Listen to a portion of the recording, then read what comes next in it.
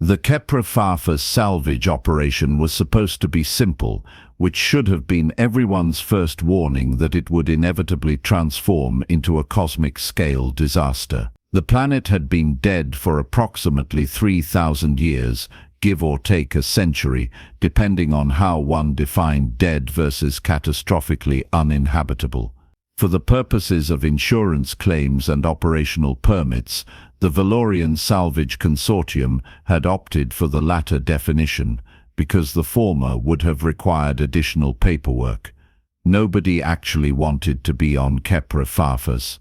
The planet's atmosphere had the consistency and charm of industrial runoff mixed with volcanic spite. Its surface temperature fluctuated between mildly deadly and aggressively fatal, and the entire landmass was covered in a fine toxic dust that the crew had affectionately nicknamed screw-you powder. But the planet's core still held valuable crystalline deposits worth approximately 4 billion credits, which meant that someone had to go down there and dig them out. That someone turned out to be a crew of 32 individuals representing 12 different species, none of whom had been adequately informed about the screw-you powder. The human on the crew was named Dakari Chen, and he had the distinctive characteristic of being the only team member who actually read the planetary briefing documents before signing on. This made him simultaneously the most informed and least popular person on the ship. Humans had a reputation in the wider galaxy as being distressingly competent at surviving situations that should absolutely kill them, followed immediately by a reputation for being annoyingly optimistic about said survival. Dakari embodied both traits with the kind of enthusiasm that made his crewmates nervous. The Valorian operations manager, a six-limbed Thracian named Kolvar, who communicated primarily through clicking mandibles and existential sighs, had assigned Dakari to geological assessment. This involved descending into partially collapsed mining shafts with equipment that was, according to the manual, certified safe for most carbon-based life forms in moderately hostile environments. Khepra-VII was not moderately anything. The disaster, when it came, arrived with the theatrical timing of a badly written drama. A seismic event, triggered by the crew's own drilling operations, because irony was apparently a universal constant, sent shockwaves through the excavation site. The ground opened up with the enthusiasm of a predator's jaws swallowing equipment, supplies, and very nearly swallowing several crew members who were fortunate enough to have functioning flight appendages. The evacuation order came through with admirable speed. The problem was that Dakari was 300 meters underground when the order was given, and the shaft he had been surveying had just collapsed behind him. The crew had approximately 40 minutes before the seismic activity would compromise the landing zone. They had rescue equipment rated for maybe 20 minutes of drilling through freshly collapsed rock, and that was being generous. Kolvar made the calculation with the cold efficiency that had earned him his management position. One crew member trapped in an inaccessible location with rescue chances hovering near statistical impossibility versus 31 crew members who could evacuate immediately and survive. The mathematics was brutal and clear. They could leave Dakari with his survival pack, his suit, and whatever equipment had survived the collapse. They could file the appropriate reports, notify his emergency contacts, and process the death benefits. Nobody enjoyed making this decision. Several crew members protested with varying degrees of vehemence. But the seismic sensors were screaming warnings. The landing zone was developing concerning fractures, and time was performing its usual trick of moving forward regardless of preference. The ship lifted off 37 minutes after the initial quake. They left behind one human, a collapsed mining shaft, approximately 4 tons of salvage equipment, and what they assumed would shortly become one more body on a planet that specialized in bodies. What they didn't leave behind was any understanding of what happens when you strand a human on a dead planet and accidentally provide him with motivation. Dakari spent the first hour after the collapse conducting a thorough inventory, because panic was certainly an option, but seemed less immediately useful than information. His situation was, by any reasonable assessment, comprehensively terrible. He had a survival suit with 48 hours of life support, assuming he didn't exert himself, which he absolutely would need to do. He had a geological survey kit, which was useful for analyzing rocks but less useful for not dying. He had emergency rations for 6 days, a water recycler with enough capacity for maybe 10 days if he was creative, and a communications beacon that was either broken or being enthusiastically ignored by the ship that had just abandoned him. The collapsed shaft had sealed him into a chamber approximately 20 meters across, with no obvious exit except for the tons of unstable rock between him and the surface. The air was toxic, the ground was toxic, and the ambient radiation was enough to give him cancer in perhaps 5 or 6 creative ways simultaneously. A reasonable person would have sat down and waited for the inevitable. Dakari looked at the wreckage around him, looked at his meager supplies, looked at the dead planet pressing down from above, and experienced what could only be described as aggressive spite mixed with scientific curiosity. The galaxy thought humans were good at surviving impossible situations. Fine. Time to establish a new baseline for impossible.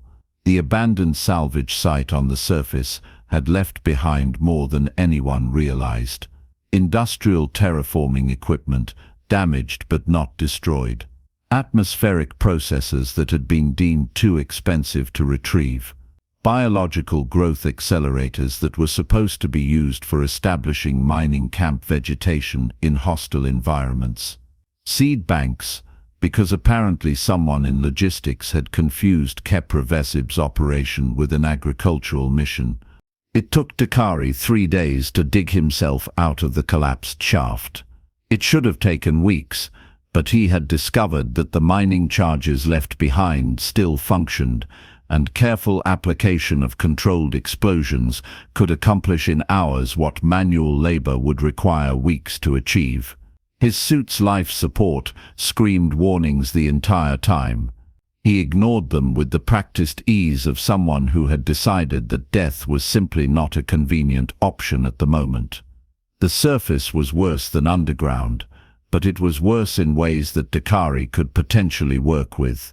The atmosphere was thin, toxic and corrosive, but it existed.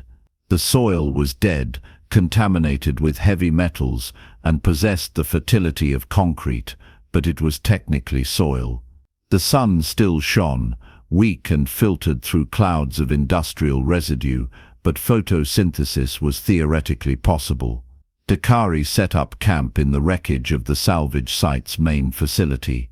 He had power from salvaged fusion cells, water from the planet's contaminated ice deposits, filtered through equipment he rebuilt from spare parts, and a growing collection of operational equipment that he had no business being able to repair, but somehow managed anyway. The first step was creating actual soil.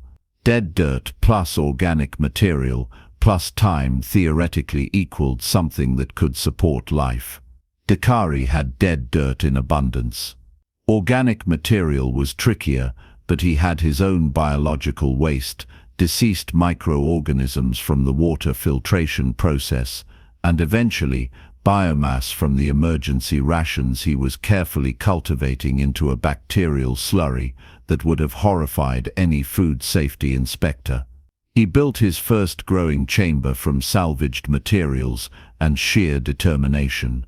The atmospheric processor, jury-rigged and running on probably unsafe power levels, created a bubble of breathable air approximately 10 meters in diameter. Inside this bubble, Dakari created his laboratory of impossible botany. The seed bank had been designed for establishing decorative gardens in mining camps, which meant it contained seeds for hardy, fast-growing plants that could survive in less than ideal conditions. Khepra-VII's conditions were several steps below less than ideal, hovering somewhere in the realm of actively hostile to all known life. But the seeds didn't know that, and Dakari wasn't about to tell them. The first sprout appeared on day 47. A small green shoot pushing up through the carefully prepared soil mixture that Dakari had spent 6 weeks creating. He stared at it for approximately 10 minutes, experiencing emotions that he didn't have names for, and then immediately began expanding his operation. 1 growing chamber became 3, 3 became 7. The atmospheric processes, pushed beyond their design specifications and held together with improvised repairs that violated numerous safety regulations, created larger and larger bubbles of breathable air. The plants grew with the aggressive enthusiasm of organisms that had been specifically engineered to grow in terrible conditions and were now growing in conditions that were merely catastrophically bad. Dakari developed systems, routines, and an increasingly concerning tendency to talk to the plants as if they were crew members. The plants, to their credit, were significantly better listeners than his previous crew had been. He named them, created care schedules, and monitored their growth with the obsessive attention of someone who had literally nothing else to do except not die. Water extraction became increasingly efficient. The bacterial cultures produced usable biomass. The plants grew, died, and their remains enriched the soil. The soil supported more plants. The cycle established itself with the kind of momentum that ecological systems develop when nobody is around to tell them they're impossible. Months passed. The green zones expanded. Dakari moved his growing chambers outside, creating interconnected atmospheric bubbles that covered increasingly large areas. The plants adapted, mutated slightly under the radiation, and some varieties thrived in ways that would have fascinated botanists and terrified regulatory agencies. He built a forest, not a garden, not a greenhouse, but an actual forest. Trees grew from seeds that were supposed to produce decorative shrubs. Grasses spread across ground that had been dead for millennia. The atmospheric processes worked continuously, and the plants themselves began producing oxygen, creating a feedback loop that slowly, impossibly, began to shift the local atmosphere towards something approaching breathable. Dakari lost weight, gained scars, and developed the kind of 1,000-yard stare that came from spending months alone on a dead planet, having arguments with vegetation about growth rates. He also developed approximately 40 new botanical techniques, revolutionized small-scale terraforming, and proved that human stubbornness could, in sufficient concentration, overcome thermodynamics. The Valorian Salvage Consortium returned to Khepra-VII 9 months after the evacuation because legal regulations required them to file a formal death certificate that necessitated body recovery, and also because they still had salvage rights to 4 billion credits worth of crystalline deposits. The crew on the recovery ship expected to find wreckage, toxic wasteland, and possibly some scattered remains that they could package appropriately for next of kin notification. What they found instead was a forest, not a small collection of plants, not a greenhouse operation, a forest.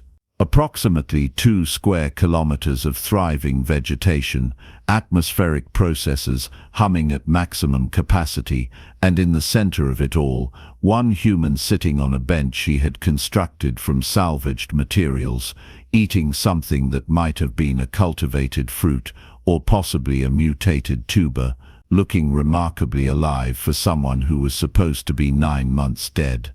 Kolvar's mandibles clicked in a pattern that didn't translate to any known language, possibly because the emotion he was experiencing didn't have a name in any language.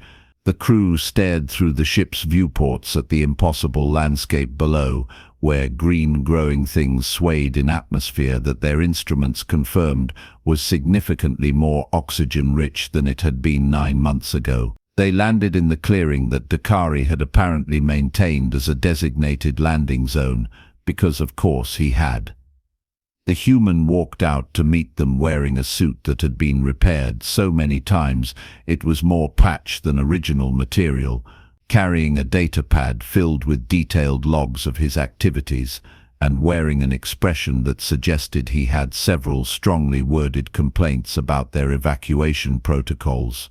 The crew assembled at the landing ramp, every single member present because nobody wanted to miss this. Dakari stopped a few meters away, looked at the group of aliens who had left him to die, and said, "The atmospheric composition is now safe for most carbon-based life forms in the immediate area. You can remove your helmets if you want. Also, I'm going to need my back pay and we should probably discuss workplace safety violations." The explanation took hours. The crew walked through the forest, observing the growing chambers, the irrigation systems, the carefully cultivated bacterial colonies that processed waste into usable nutrients. Dakari showed them his logs, his experimental data, his documentation of every technique and modification he had developed.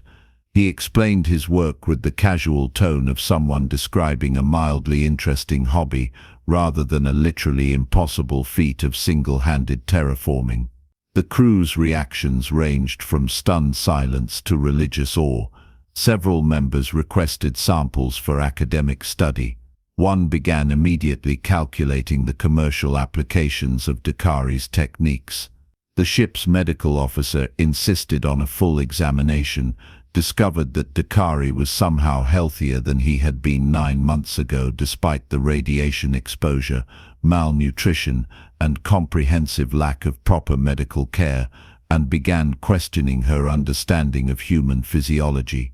Khepra stood in the center of the forest, surrounded by green growing things on a planet that had been dead for 3,000 years, and experienced what could only be described as a fundamental recalibration of his understanding of the universe.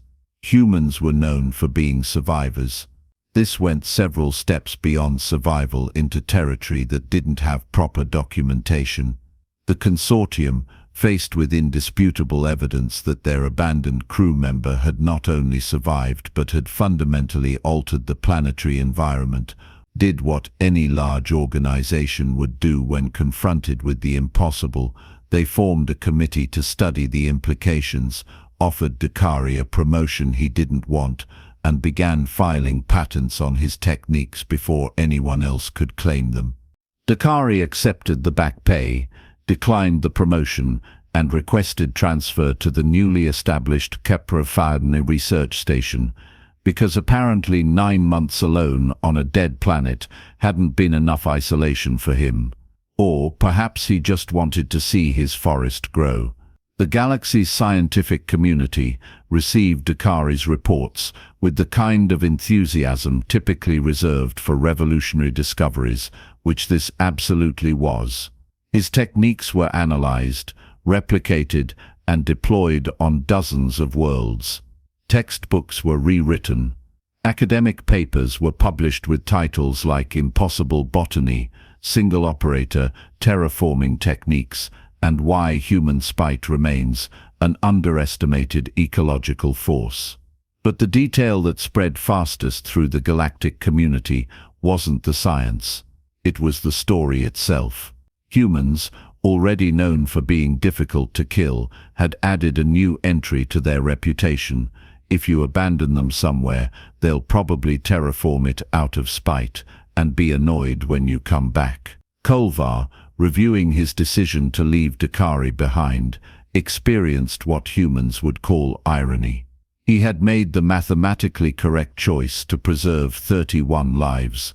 That choice had resulted in one human transforming a dead planet into a living ecosystem, which would eventually support thousands of researchers, produce billions in economic value, and fundamentally advance the galaxy's understanding of ecological systems. The mathematics of human survival, it turned out, didn't follow any sensible calculation. You could leave them on dead planets, and they would grow forests there. You could strand them in impossible situations, and they would build something impossible right back. The galaxy was learning, slowly and with considerable confusion, that humans didn't survive because they were lucky or particularly well adapted. They survived because they were too stubborn to understand that survival wasn't always possible, and by the time they figured that out, they had already accomplished the impossible anyway. Somewhere on Khepra-VII, in a forest that shouldn't exist, Dakari Chen sat among his trees, updated his botanical logs, and contemplated what other dead planets might benefit from some aggressive spite and a few seed banks. The galaxy, had it known about these contemplations, would have experienced collective nervousness. But that, as they say, is a problem for future committees to worry about.